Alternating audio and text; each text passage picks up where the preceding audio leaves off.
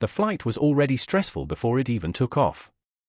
It was an early morning cross-country flight, the kind where everyone looks half awake, clutching coffee cups like life support, just trying to survive until landing. I had boarded early because I paid extra for a premium economy seat. Nothing fancy, but it came with one big perk I actually cared about, a special meal I had pre-ordered weeks in advance due to dietary restrictions. I settled into my seat, put my headphones on, and tried to relax. That's when she arrived. The woman who would turn a peaceful flight into a full-blown spectacle. She was middle-aged, loud, wearing oversized sunglasses indoors, dragging a designer bag like it was royalty luggage. Before she even sat down, she let out an exaggerated sigh, scanned the cabin, and said loudly, "Ooh, I cannot believe this is my seat. That should have been my warning." She dropped into the seat next to me and immediately started pressing buttons, adjusting the air vent, and elbowing my armrest like it was a competition. I ignored it. I've flown enough to know that engaging early is a mistake. 10 minutes later, the flight attendants began prepping for meal service. One of them stopped by my row, smiled politely, and said, "Mr. Raza? We have your pre-ordered meal confirmed."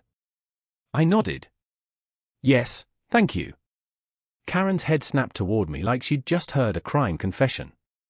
"Pre-ordered," she repeated. "What does that mean?"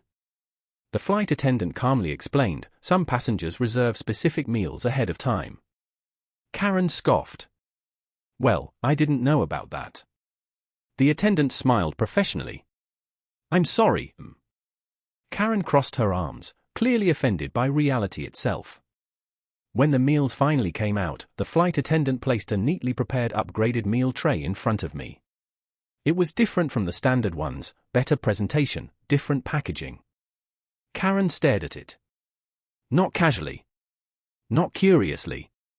She stared like it personally insulted her. Then she waved her hand at the flight attendant. "Excuse me." "Yes.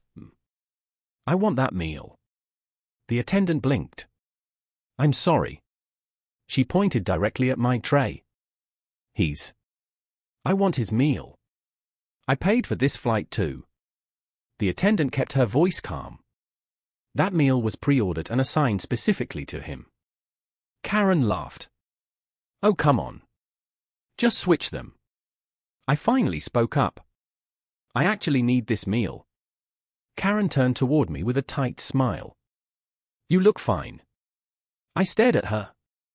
"That's not how dietary needs work." She rolled her eyes and said loudly, "People fake that stuff all the time." Several passengers nearby started paying attention. The flight attendant tried again. "We can offer you the standard meal or snacks." Karen's face hardened. "No. I want his. You can just give him mine." I shook my head. "No, thank you." That's when her tone changed. "Wow," she said. "So selfish." I took a slow breath. "It's my meal." Karen leaned closer, lowering her voice but still loud enough to carry. "You don't deserve that seat anyway. You don't look like you fly premium." A few people gasped quietly. The flight attendant straightened immediately.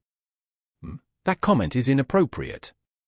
Karen snapped back, "I'm just being honest." The attendant didn't smile this time. "Please lower your voice." Karen folded her arms and muttered, "Unbelievable."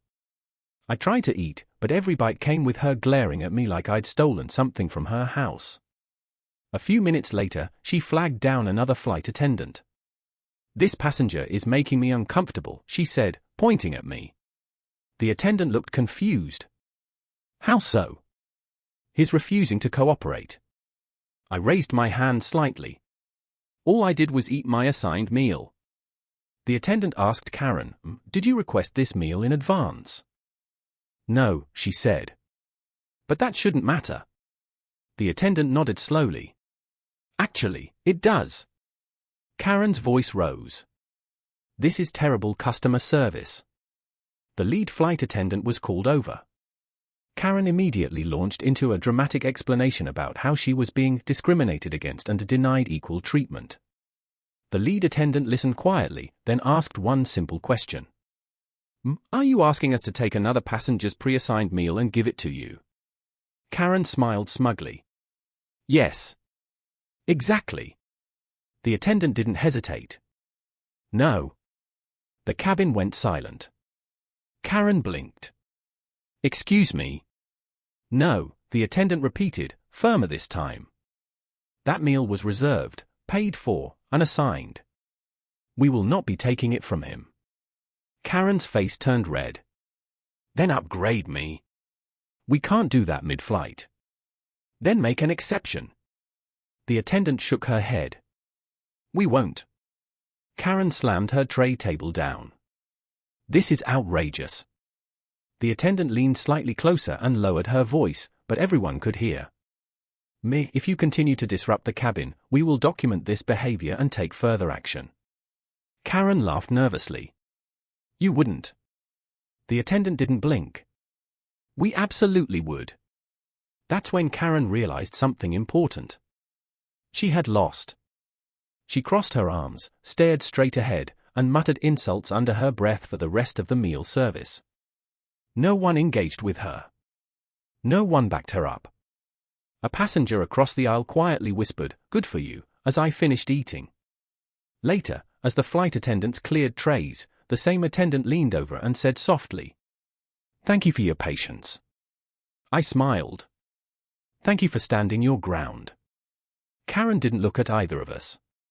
When we landed, she jumped up the second the seatbelt sign turned off, shoving past people like she was escaping a crime scene. As she walked past the crew, she demanded, "I'll be filing a complaint." The lead attendant smiled politely. "We'll include our report as well." Karen froze for half a second. Then she stormed off. I walked out calmly, meal satisfied, dignity intact, and with one clear reminder burned into my mind. Just because someone wants what you have doesn't mean they're entitled to take it. And sometimes, the best victory isn't arguing back. It's watching a professional shut a Karen down with a single, powerful word. No.